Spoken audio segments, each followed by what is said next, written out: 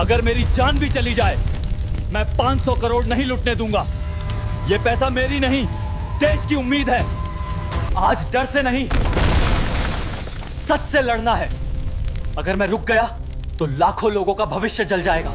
तूने पैसे चुराने की सोची थी, लेकिन तू मेरे देश की हिम्मत नहीं चुरा पाएगा। ये 500 करोड़ सुरक्षित रहेंगे। अमृतसर के एक पुराने मोहल्ले में रहने वाला आरव एक साधारण सा लड़का, छोटी सी नौकरी, बुजुर्ग माँ और सपने बस उतने की 2 वक्त की रोटी चैन से मिल जाए। आरव के पिता कभी बैंक में क्लर्क थे, जिनकी अचानक मौत के बाद घर की हालत बिगड़ गई। उसी दिन से आरव ने ठान लिया, कभी किसी मासूम की मेहनत की कमाई नहीं डूबने दूंगा। लेकिन किसे पता था कि एक दिन किस्मत उसे ऐसी आग में धकेल देगी जिसमें जान बचाना भी नामुमकिन हो जाएगा। शहर के सबसे बड़े बैंक में 500 करोड़ का सरकारी फंड आने वाला था। देश की बड़ी परियोजनाओं के लिए भेजा गया पैसा। उसी रात बैंक के अंदर 5 करोड़पति अपराधियों का एक गैंग, ब्लैक कोबरा सिंडिकेट, ने अंदरूनी लोगों के साथ मिलकर 500 करोड़ को हैक करके ट्रांसफर करने की साजिश रच ली। सिंडिकेट का नेता विक्रम सोढ़ी एक खूंखार दिमाग वाला, जो कहता था, जिंदगी में डर सिर्फ वही महसूस करता है जिसे खोने का डर हो। हमारे पास खोने को कुछ नहीं। लेकिन उन्हें नहीं पता था कि एक इंसान जिसके पास खोने के लिए सिर्फ अपनी मां, सच्चाई और ईमान थी, वह उनकी पूरी दुनिया बर्बाद कर देगा।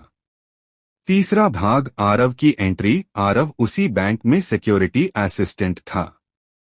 रात की ड्यूटी, ठंडी हवा और मोबाइल पर मां की दवा की याद दिलाती आवाज अचानक आई टीमें बाहर निकलती दिखीं। सब कहते, सिस्टम अपडेट है, कोई अंदर मत जाना। पर आरव का दिल बेचैन। इंसान के इरादों की गंध से वह सच पहचान लेता था। वह छुपकर बैंक के सर्वर रूम की ओर बढ़ा। अंदर से खामोश आवाजें, कंप्यूटर स्क्रीन पर तेजी से बदलते नंबर और 500 करोड़ ट्रांसफर होने का टाइमर। 12:32 और 29 सेकंड। आरव की सांस रुक गई। चौथा भाग, मौत का सामना। विक्रम के गैंग ने आरव को पकड़ लिया, चेहरे पर बंदूक, हाथ बांधे। फिर भी आरव ने सीने पर हाथ रखकर कहा, मेरी जान लेनी है तो ले लो, पर ये 500 करोड़ किसी गरीब का हक है, किसी गांव की सड़क है, किसी किसान की उम्मीद है, इसको नहीं ले सकते। गैंग का एक सदस्य हंसते हुए बोला, हीरो बनने आए हो? यहाँ हीरो नहीं बनते। यहाँ या तो कुत्ते की मौत मिलती है या हमारी तरह भेड़िए बनते हो। लेकिन विक्रम ने कहा, नहीं, इसको जिंदा छोड़ो, इसे डर डर कर मरने दो। आरव को कुर्सी से बांधकर सर्वर रूम में फेंक दिया गया। कमरे में सर्वर की तेज गर्मी, चारों तरफ तारें और सिर पर मौत। लेकिन इंसान तब जीतता है जब उसके पास वजह बड़ी हो।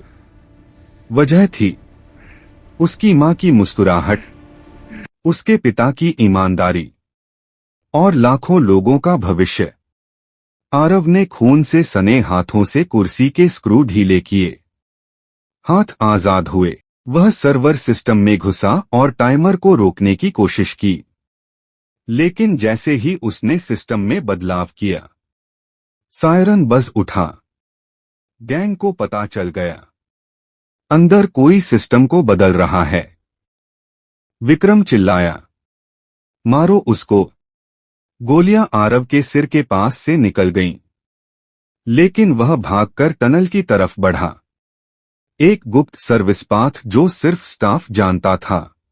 अंधेरी टनल, गैंग के पीछे दौड़ते कदम, सीसीटीवी कैमरा काटना, सर्वर का ओवरलोड, बिजली कमरे का धमाका, बैंक की आग, फंसे हुए कर्मचारी, बाहर पुलिस की गलत सूचना, हैकरों के बीच कोड वॉर।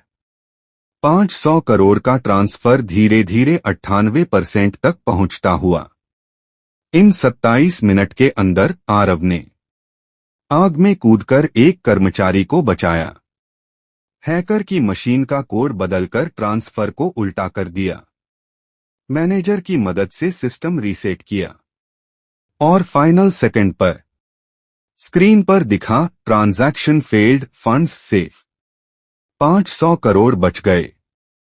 आखिरी टकराव, गैंग ने आरव को घेर लिया। विक्रम ने गुस्से में कहा, पैसे तो नहीं ले पाए, पर तू हमारी मौत जरूर है। आरव बोला, जिसे सच का साथ हो उसे मौत नहीं डराती। तभी पुलिस अंदर घुसी, गोलीबारी हुई। विक्रम भागा, आरव उसके पीछे भागा। छत पर दोनों का आमना सामना। विक्रम ने आरव को धक्का दिया, पर आरव पकड़ में बच गया।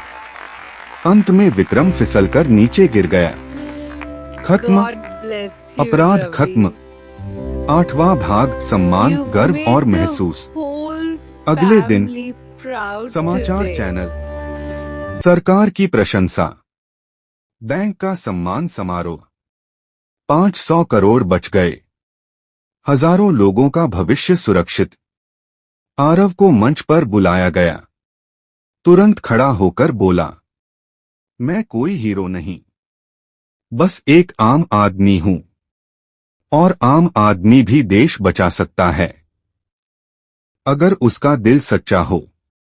भीड़ तालियों से गूंज उठी। उसकी मां ने आंसू पोंछकर कहा, आज तेरे पापा गर्व महसूस कर रहे होंगे। अगर आपको ऐसी रोमांचक कहानियां पसंद आती हैं तो अभी चैनल को सब्सक्राइब करें, क्योंकि असली सफर बस अभी शुरू हुआ है।